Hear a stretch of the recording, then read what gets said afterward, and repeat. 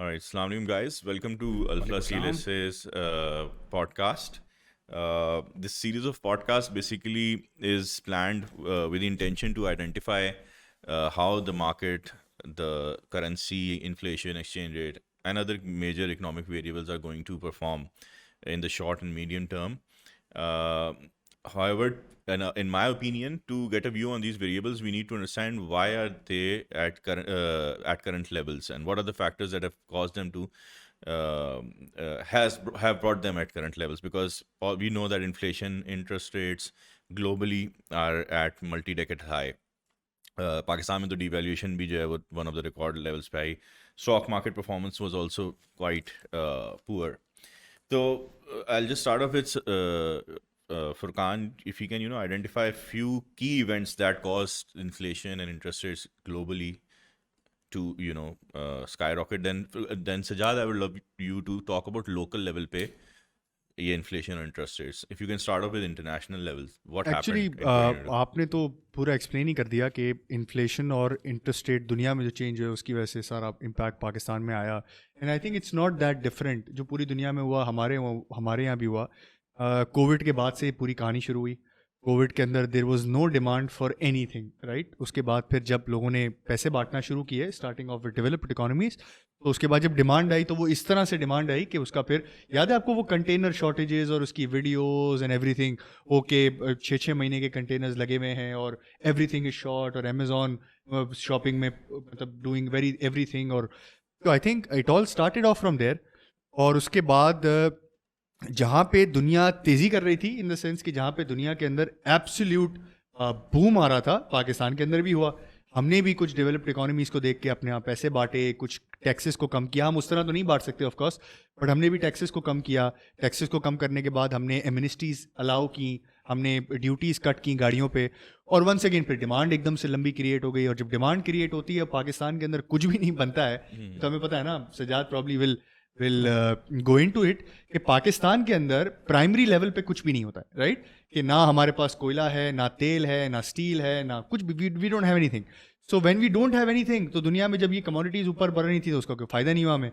और हमारा current account deficit balloon कर गया. कितना 18 अरब 20 अरब डॉलर पे, 17-18 अरब डॉलर पे हमारा current account deficit. Once again सारे जहाँ पे हम वहीं रुकते हैं हमारे प्रॉब्लम्स, कि जब हम ग्रो करना शुरू करते हैं तो हमारे पास पैसे नहीं होते ग्रो करने के.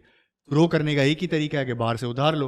दुनिया के हालात आजकल ऐसे बदल गए हैं कि आज से कुछ साल पहले मैं एक डेटा देख रहा था. यूएस का 10-year bond was trading at 50 Bips. 50 Bips, आधे % पे 10 साल का पेपर चल रहा था. आज वो है 4.5% पे. ठीक है. इसका मतलब ये कि हम जैसी इकोनॉमी इसको आज अगर बाहर पैसे लेना, हमारा तो CDS स्प्रेड भी बहुत बढ़ गया है, बट हम जैसी इकोनॉमी को अब अगर ग्रो करने के लिए बाहर से पैसा लेना है तो वो उन रोटे पे लेना है जो कभी हमने सोचा भी नहीं होगा, right. So I think this is all it started off from के हमारा डॉलर स्टॉक इंटरनेशनली जो चीज आई वही पाकिस्तान में आई, but it was much stronger for Pakistan. Pakistan के अंदर दो इफेक्ट्स प्लेन हुए. आपका एक तो जो इंटरनेशनल कमोडिटी बूम था वो तो हमारे पास पूरा USD में ट्रांसलेट हुआ. फिर हमारी क्योंकि एक्सटर्नल इतना वीक था हमारा कि हमारी करेंसी भी छूटी. हमारी करेंसी ने तकरीबन कुछ 40% से डेप्रिशिएट किया हम 12 मंथ्स के अंदर. तो वो एक कंपाउंडिंग इफेक्ट आ गया कि जो dollarise move plus this 40% USD PKR move, तो वो बहुत ही आउट ऑफ हैंड निकल के चीज़ें. उसके अलावा फिर हमारी सारी बातें ये फ्लड्स ने थोड़ी और कॉम्प्लिकेट कर दी चीज़ें. But moving even before floods, I remember we had written a report on कि एक और चीज़ ये भी हुई कि हमारा जो एनर्जी मिक्स है वो भी बहुत ही जो है ना वो डिफरेंट है than other emerging markets like maybe India या बांग्लादेश या China, where I think reliance on imported energy, despite the fact कि we have coal reserve, despite the fact कि हमारे पास हाइडल भी पोटेंशियल है, बट ये कि हमारा जो ओवरऑल मिक्स है वो इम्पोर्टेड और एक्सपेंसिव फ्यूल्स पे ज़्यादा है. तो that also I think aggravated the current account वाला problem and then translated into local inflation. This is despite कि हमारी imported reliance पिछले 5 सालों में बहुत ज़्यादा गिरी है. हमने न्यूक्लियर और डैम्स और लोकल थर काफ़ी कमीशन किए, but still we are at 40% imported power.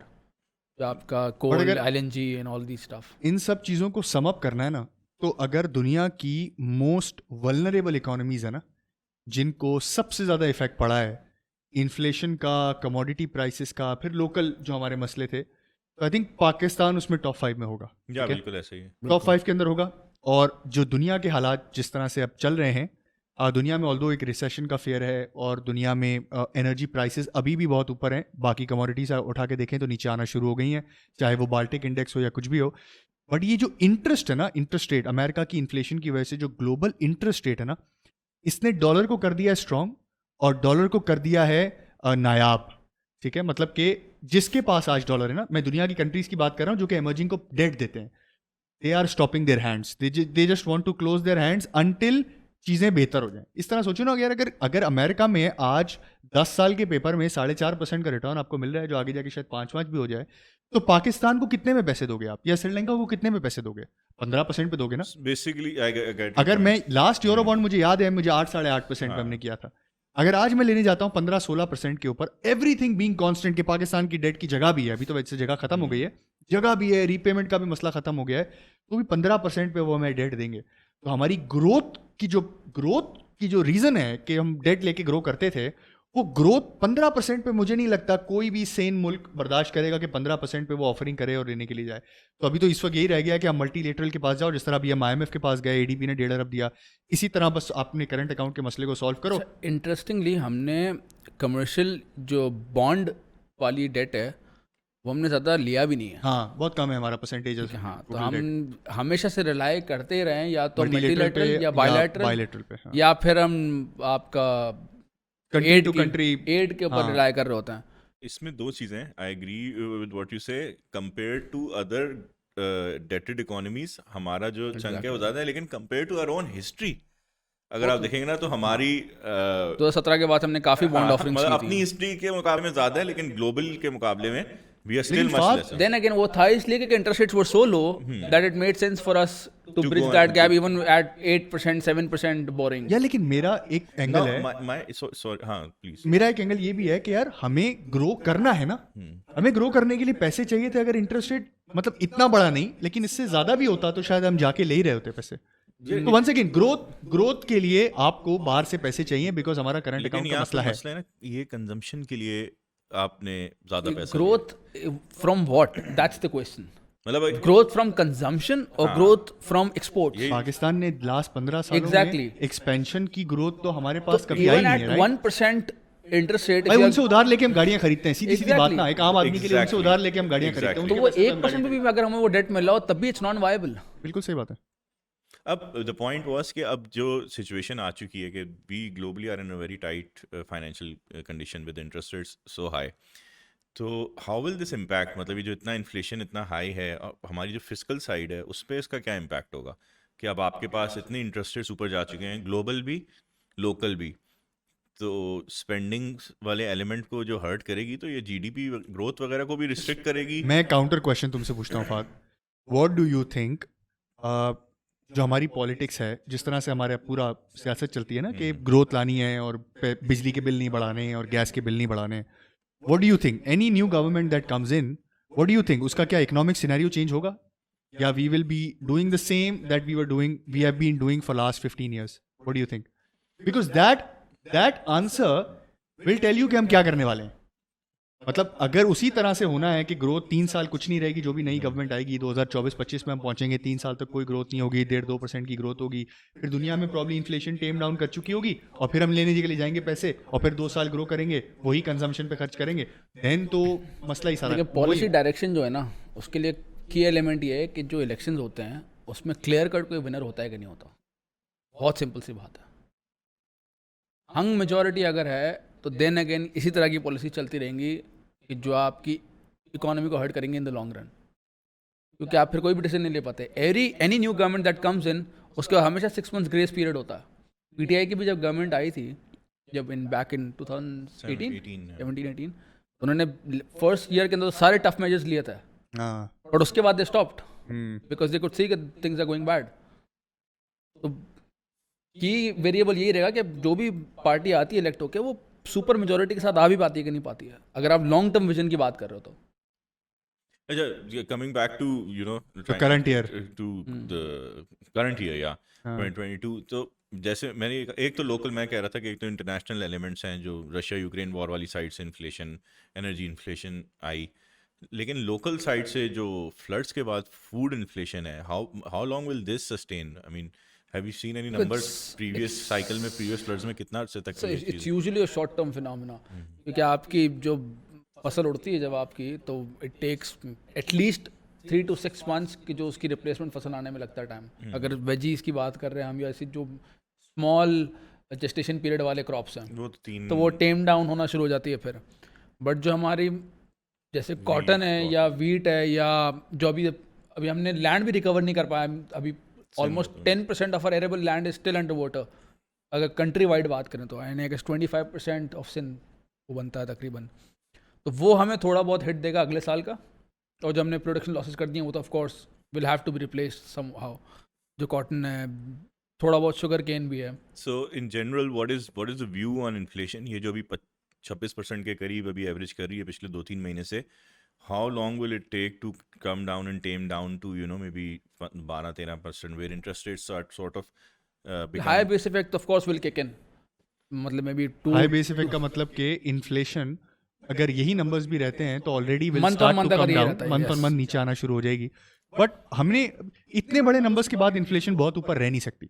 If somebody is expecting ना कि 26% का नंबर पूरे साल चलेगा, ऐसा नहीं होने वाला। होगा। ये होगा ये कि आपको नजर आएगा कि प्रॉब्ली मार्च अप्रैल मई ऑनवर्ड्स आपको नजर आएगा कि थोड़ी बहुत इन्फ्लेशन के नंबर्स, मतलब थोड़ी बहुत नहीं, अच्छे 20% अंडर 17-18% पे आपको नजर आना शुरू हो जाएंगे। बट ये साल, अगर सवाल ये है ना कि एक एज एन इन्वेस्टर ये साल इन्फ्लेशन का नंबर कैसा होगा, तो प्रोबेबली ये साल इन्फ्लेशन का नंबर ऊपर ही रहेगा। मतलब जून तक कहाँ होगी इन्फ्लेशन? मेरा यार मुझे लगता है 16-17 जून क्लोज करेगा 16-17%। because the pretext is the idea of this question obviously leads to interest rates. हाँ हाँ ऑफ कोर्स, बट अगर इंटरेस्ट रेट पे सवाल है ना, मुझे नहीं लगता But then अगर again, आप- 26% पे डिस्काउंट रेट 15% Exactly, से there's a और ऊपर नहीं disconnect. गए ना, तो अब ये नीचे आती हुई ट्रेजेक्टरी में do not expect inflation interest rates to be going up. नहीं गोइंग अप तो I agree, there is a general consensus के गोइंग अप वाला सीन तो शायद अब नहीं है। अब तो सवाल ये है कि बट कब नीचे लोग ये आएंगे? कह रहे हैं कि हिस्टोरिकली 6 से 7 महीने 8 महीने बाद जो है वो पहला जो है वो आता, but now the debate is कि globally interest rates are going to stay elevated for a longer time. Do you think this will be the case in Pakistan? Yes. And why? हम हमारा जो नॉर्मल बेंचमार्क है ना, अब हम उससे थोड़ा सा ऊपर ही इंटरेस्ट रेट्स हमें मेंटेन करने पड़ेंगे। There is a very basic reason for that we can't afford very high consumption growth right now. Current account side will वरना करंट basically- अकाउंट साइड फिर डिटीरिएट करेगी, आपको फिर करेंसी छोड़नी पड़ेगी, and the cycle will reverse again. which essentially means जो हम बात कर रहे थे कि इन्फ्लेशन नाउ, जो मेरा पर्सनल व्यू भी है कि is actually is not that important, and I share this view. मेरा ख्याल है जो पिछला भी रेट हाइक साइकिल था that was also triggered by current account slippages, और अभी भी जो मेन डिटर्मिनिंग फैक्टर होगा हमारी इंटरेस्ट रेट की ट्रेजेक्टरी का वो होगा आपका करंट अकाउंट वाली साइड पे परफॉर्मेंस। अगर Agree. इन्फ्लेशन नीचे आ जाती है और करंट अकाउंट भी मैनेजेबल लेवल्स पे आ जाता है, शायद तब हम लोग कोई ज़्यादा ईजिंग सेल्फ कंट्रोलिंग मैकेनिज्म ना, अगर हाँ। आप हम फ्री फ्लोट करेंसी ही रखते हैं अगर, तो एवरीथिंग विल बैलेंस इटसेल्फ। जैसे ही हमारे पास But अवेलेबिलिटी ऑफ हमें- कैश होगी, बाकी सारे वेरिएबल उसी तरह से एडजस्ट कर लेंगे अपने आप को। बट वो मसला वही है ना दैट्स द कि ब्यूटी वो ऑफ हैविंग अ फ्री हम लोग मार्केट। जो हम पहले बात कर रहे थे साइकोलॉजिकल लेवल कि यार ये गवर्नमेंट ने तेल की प्राइसेस बढ़ा दी, ये गवर्नमेंट ने इंटरेस्ट रेट बढ़ा दिए, ये गवर्नमेंट ने पेट्रोल की प्राइसेस बढ़ा दी, गैस की प्राइसेस बढ़ा दी। भाई ये गवर्नमेंट ने नहीं बढ़ाई हैं, ये दुनिया का सिनेरियो है जो हो रहा है। अब आप पैसे नहीं दोगे तो किसी ने तो देने हैं, वो गवर्नमेंट देगी या आप खुद दोगे। लेकिन अगर इसी तरह का सिनेरियो मुझे लगता है चलता रहा, गवर्नमेंट भी नहीं देगी बेसिकली। जब गवर्नमेंट भी अगर किसी चीज को सब्सिडाइज कर रही होगी ना, तो इनडायरेक्टली आपके ऊपर ही eventually लेटर उसका ऑन आपके ऊपर ही effect आना है सब कुछ। तो वंस अगेन इंटरेस्ट रेट का भी यही मुझे लगता है कि अगर खुदा ना खास्ता मतलब वही होगा कि 3-3 साल में गवर्नमेंट ऊपर नीचे हो रही है, तो हो सकता है कि तीसरे साल में फिर किसी गवर्नमेंट को याद आ जाए कि यार जाने से पहले कुछ ना कुछ जरा सा एक्सपेंशन वाला फेज लेके आ जाए।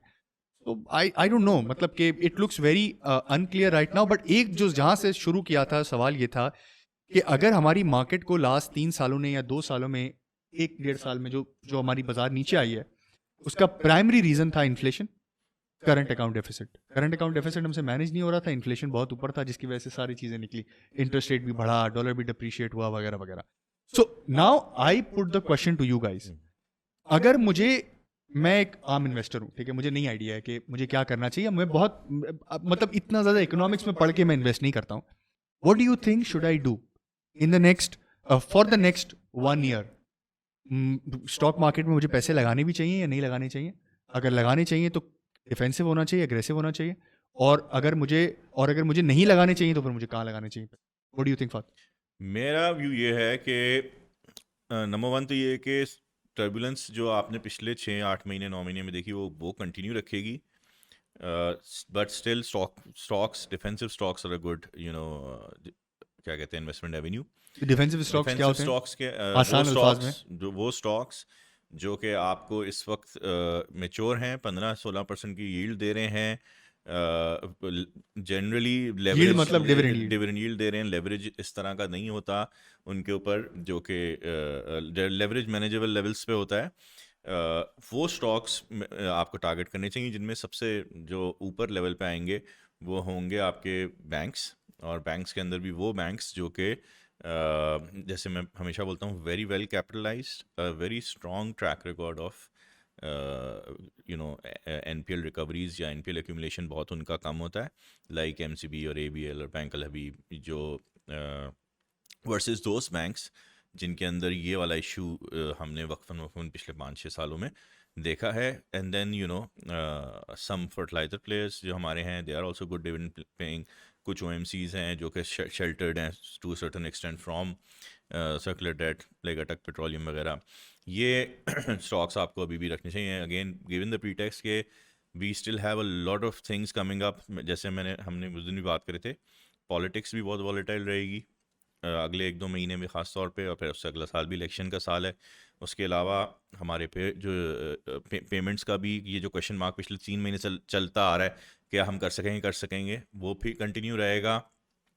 तो इस सिचुएशन में ज़्यादा टिल्ट डिफेंसिव की तरफ, डिफेंसिव इक्विटीज़ की तरफ आपका होना चाहिए। What do you think Sajjad? My view is कि या तो आप जाएं तो आप you should go a bit aggressive और don't invest it all in this market आपका, very surprising view by the way. But aggressive आपका with in terms of revenue growth, आपका leverage risk should not be high, but आपकी aggressive companies होनी चाहिए, not aggressive in terms of the financial risk, but aggressive companies. For example systems मतलब lucky है, image है, these are all high growth companies with little और no debt. तो आपका financial risk is very low, but the growth will always catch up with the valuations will always catch up with the growth. तो वो आपको risk आपका in terms of losing out will always remain very लो।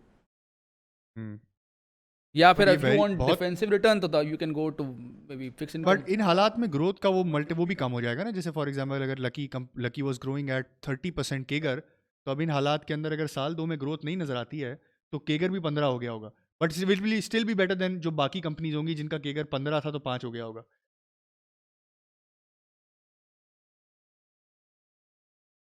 तो basically your opinion is not to look for dividend, because अगर company grow कर रही है तो पैसा तो चाहिए ग्रो करने के लिए, तो वो डिविडेंड ऑफ कोर्स रोक रही होंगी, ये वो री इन्वेस्टमेंट वाली कंपनीज होंगी। तो you are saying play on the valuation game in the sense कि अगर ग्रोथ कंपनीज आपको इन हालात में, बुरे हालात में सस्ती मिल रही हैं तो go for that instead of right now, मतलब क्योंकि बुरे हालात तो ऑलरेडी हो गए ना, जितना नीचे आना था स्टॉक तो आ चुके हैं। इस पे मैं एक चीज़ ऐड करना चाहूँगा। मैंने लास्ट ईयर जब हम स्ट्रैटेजी पे काम कर रहे थे तो we did a working where we basically divided के एक तो होता है ना इंटरेस्ट रेट इंक्रीजिंग है, फिर एक प्लेटू होता है जो इंटरेस्ट रेट्स का पीक है। हाँ, कि जो पीक इंटरेस्ट रेट्स होते हैं, हाँ, जो कि अभी हैं और जो हम जैसे बात कर रहे थे कि शायद 6-8 महीने रहेंगे, उन 6-8 महीनों में कौन से सेक्टर्स हैं पिछले 3 साइकिल्स में जिन्होंने परफॉर्म किया। तो जब मैंने जो उस स्टडी में निकाला था उसके अंदर जो डिविडेंड पेइंग सेक्टर्स हैं पीक इंटरेस्ट रेट्स पे, those are the ones that have significantly outperformed. जिसमें obviously fertilizer was one main जो but for the theory that he is talking about is कि उसको फॉरवर्ड लुकिंग थियरी भी है ना एक, वो थियरी ये भी है कि भाई अभी टूटा ज़्यादा क्या होगा, ग्रोथ स्टॉक टूटे होंगे या डिविडेंड वाले स्टॉक्स टूटे होंगे? डेफिनेटली ग्रोथ स्टॉक टूटे होंगे। तो वो कह रहा है कि अगर डिस्काउंट रेट यहाँ से और बढ़ने नहीं है और हालात जितने ख़राब होने थे और जितने बुराइयाँ ऑलरेडी स्टॉक में प्राइस इन हो गई हैं, तो इन हालात में instead of now going into defensive, अगर डिफेंसिव पहले हो जाती तो मैं कह रहा हूं, सवाल अब यहाँ पे ये आ रहा है, आपने असेस करने की कोशिश ये करनी है कि ग्रोथ स्टॉक कब परफॉर्म करना शुरू करते हैं। ठीक है, सवाल ये ग्रोथ स्टॉक क्या पीक इंटरेस्ट रेट पे करते हैं या इंटरेस्ट रेट जब नीचे आना शुरू हो जाता है उसके बाद करते हैं, या जब सेंटिमेंट बन जाता है कि यार अब 1 से 2 मॉनेटरी पॉलिसीज के अंदर इंटरेस्ट रेट्स अब नीचे आ सकता है। हाँ, तो एग्जैक्टली यही मैं बात कर रहा हूँ कि जब सेंटिमेंट ये बनता है कि अब 1 या 2 मॉनेटरी पॉलिसीज के अंदर अब इंटरेस्ट रेट्स नीचे आने वाले हैं, that is when I personally feel, I mean this obviously I can be wrong, but my analysis suggest कि that is when you should tilt from defensive to growth. ये जो 6-8 महीने है ना, जिसके अंदर आपको शायद कुछ स्टॉक्स 12-13% की एनुअलाइज्ड यील्ड 15% की दे दें इन 6-9 महीनों में, उसके अंदर यही परफॉर्म करेंगे। वो जब लास्ट 1-2 उसमें आ रहे होंगे ना, जब where you will see more and more analyst coming up with expectations कि यार हाँ अब यहाँ से बनना शुरू हो जाता है case, that is when I think you should, but this is my opinion, obviously you but can then never again say. there's a trade-off now. If you want 15% return from defensive stocks, you might as well go towards fixed income and get the same return with no market risk. हाँ, So नहीं, why ये- invest ये- in ये- those stocks at all? पर Sajjad, discount rate जब नीचे आएंगे तो डिविडेंड यील्ड वाले स्टॉक्स भी तो परफॉर्म करेंगे ना, मतलब वो मतलब जिसकी डिविडेंड यील्ड आज 15-16% है वो भी 11-12% पे आ जाएगी। बिल्कुल, इसीलिए sustainable return is more important कि आपकी ग्रोथ की क्वालिटी किस तरह की है। इज इट सस्टेनेबल और इज इट सिक्लिकल ग्रोथ? कि सीमेंटो का हमने देखा है कि वो हमेशा चलते हैं लेकिन हमेशा उसी वैल्यूएशन पे वापस रिवर्ट करते हैं, बट जो सिस्टम फॉर एग्जांपल वो द ट्रू ग्रोथ स्टोरी, वो अपने रेटों पे कभी वापस नहीं आता, it always makes a new high. मारी I think also was the one. Exactly.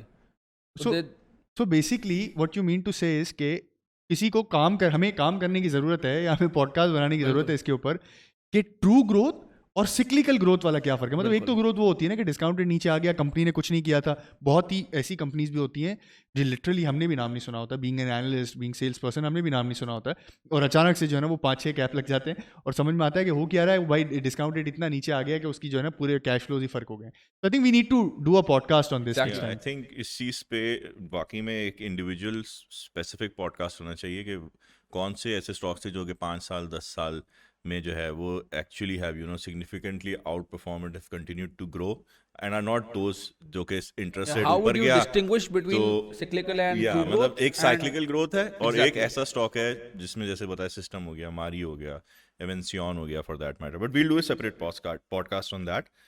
Today's podcast, I'll just go through and rewind and review, and the whole idea was to basically assess कि inflation interest rates जो 25-26% पे गए वो क्यों गए. जैसे हम लोगों ने बात की because internationally Russia Ukraine war led energy price hike, supply disruption, जैसे सजाद और फुरकान ने शुरू में बताया. तो ये बहुत सारी चीज़ें हैं जो कि अब जो हैं वो ईज़ ऑफ हो रही हैं, चाहे वो सप्लाई कंसर्न्स हैं, बॉटलनेक्स हैं, वो भी ईज़ ऑफ हो रहे हैं. Apart from energy, other commodity prices are also softening. So there is for Pakistan, the outlook for 2023 would be much different when it comes from current account perspective and inflation perspective. There are other issues, war, principal repayments or financing side ke, that I think we will discuss in another podcast.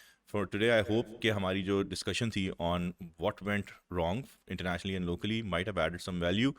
We will come up with 2 very interesting podcasts. Number 1 would be on true growth stocks that despite a very poor performance by the market have outperformed over the last 5-6 years. Usually how to identify it? Yeah, because there is one thing is market return, and then there are 10 or 15 stocks that might have given returns in multiples over the same course of time. How can we identify those stocks? And then obviously coming to the second topic into के जो date वाली side का issue है हमारा पाकिस्तान का, जो कि पहले नहीं आया, पिछले 1-2 प्रॉब्लम वर कैड रिलेटेड, अब फॉरेन डेट रिलेटेड है. We will also discuss on that. So keep watching our podcast. I hope it added value. Give us your suggestions on how we can improve them. It's a start for us. Thank you Furqan, thank you Sajad, and obviously Noor for recording. Allah Hafiz. Investing in stock market is subject to market risk. Read all the related documents before investing.